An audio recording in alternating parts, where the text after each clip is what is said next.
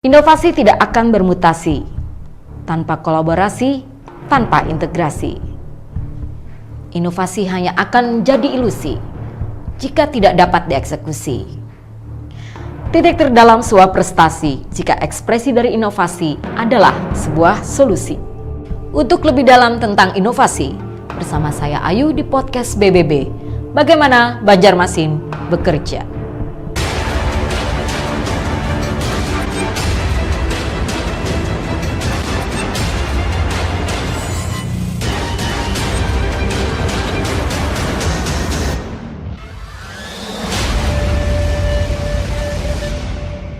Assalamualaikum warahmatullahi wabarakatuh, sahabat inovasi. Berjumpa kembali kita di podcast Bagaimana Banjarmasin Bekerja. Yang hadir bersama kita kali ini adalah Bapak Edi Wibowo SE. Beliau adalah Kepala Badan Pengelolaan Keuangan, Pendapatan dan Aset Daerah BPKPAD. Assalamualaikum Pak. Waalaikumsalam warahmatullahi wabarakatuh. Terima kasih Pak Edi sudah berkenan hadir di acara kali ini, dan tentunya acara ini memberikan informasi-informasi tentang bagaimana Banjarmasin bekerja dan juga inovasi-inovasi yang sudah dilakukan oleh SKPD.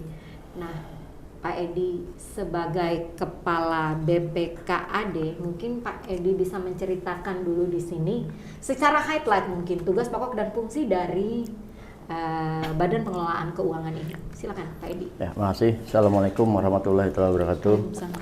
Terkait dengan tugas pokok dan fungsi BPKPAD, izinnya itu adalah merumuskan kebijakan-kebijakan teknis pengelolaan keuangan daerah sesuai dengan kebijakan umum yang ditetapkan oleh wali kota. Kemudian merumuskan kebijakan operasional, koordinasi pembinaan dan pengendalian serta evaluasi pendataan, penetapan, penagihan dan pengawasan terhadap pajak-pajak daerah. Kemudian terhadap penyusunan anggaran, kemudian terhadap belanja daerah. Untuk tahun 2022, kita telah melakukan beberapa inovasi yang kita kembangkan. Pertama adalah terkait dengan pajak daerah. Pajak daerah kita telah melakukan pemasangan alat yang namanya alat perekam transaksi. Ini fungsinya adalah untuk mendeteksi adanya tingkat kebocoran. Kemudian aplikasi pepadaan, itu adalah aplikasi yang berbasis web terkait dengan pengawasan, pemeriksaan di sektor pajak, hotel, hiburan, dan restoran. Nah, ini telah kita laksanakan. Kemudian terkait dengan aplikasi PIAN adalah aplikasi berbasis web yang dipergunakan sebagai portal informasi dan pelayanan di bidang perbendaharaan. Kemudian aplikasi Sigap ini adalah terkait dengan penataan aset-aset kita, karena banyak aset kita ini yang masih belum terdata dengan baik. Nah, kita usaha secara bertahap, alhamdulillah dengan adanya sistem ini kita bisa memperbaiki mendata aset kita yang meliputi gedung, tanah, jaringan, dan aset lainnya secara parsial maupun berbasis peta secara online. Nah, kemudian dampak yang dilakukan terhadap inovasi ini itu adalah untuk alat perekam transaksi dan pepadaan itu kita mendapatkan proses secara nyata terhadap wajib pajak yang terpantau. Artinya kita bisa melakukan pemantauan, pemeriksaan terhadap WP yang dalam kadar kurung itu ya bandel lah.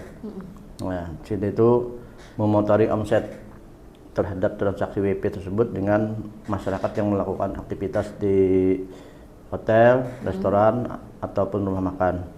Kemudian dampak terhadap untuk aplikasi PIAN, manfaat nyata penggunaan PIAN adalah pelayanan pengajuan SKPP yang tanpa tatap muka dan paperless secara online, sehingga membuat pelayanan lebih efektif dan efisien. Nah, makanya kedepannya akan kita kembangkan terhadap dengan SPP dan SPM, SP2D itu juga. Jadi kalau itu kita bisa menerapkan, artinya ada penghematan dari penggunaan ATK kertas.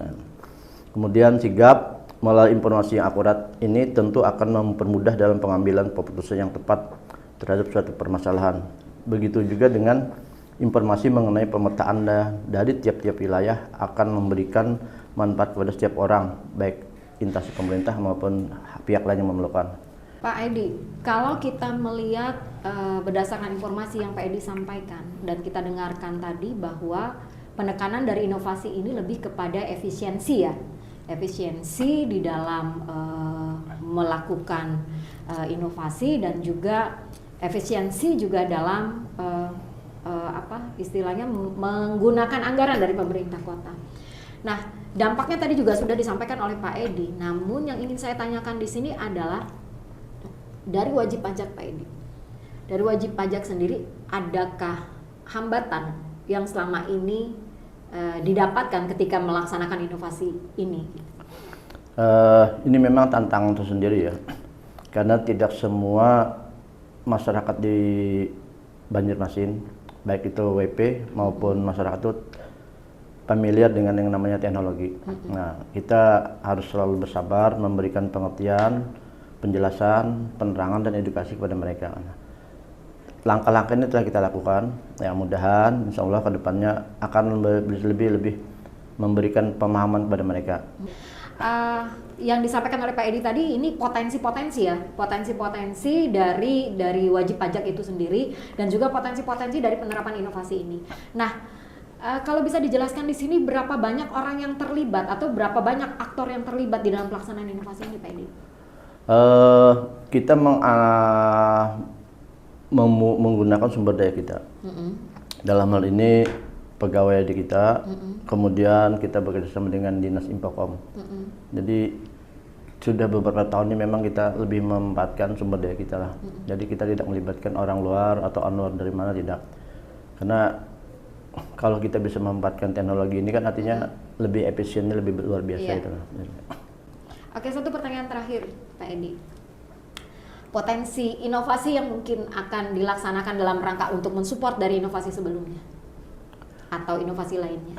Jadi kita selalu berusaha potensi yang ada kita kembangkan. Oke Pak Edi, terima kasih banyak Sama-sama. atas kehadirannya kali ini dan informasi-informasi yang diberikan kepada sahabat inovasi. Sahabat inovasi, kita cukupkan untuk podcast kali ini. Untuk jumpa kembali di podcast selanjutnya. Bagaimana Banjarmasin bekerja? Terus melahirkan inovasi. Terima kasih. Assalamualaikum warahmatullahi wabarakatuh. Salam inovasi.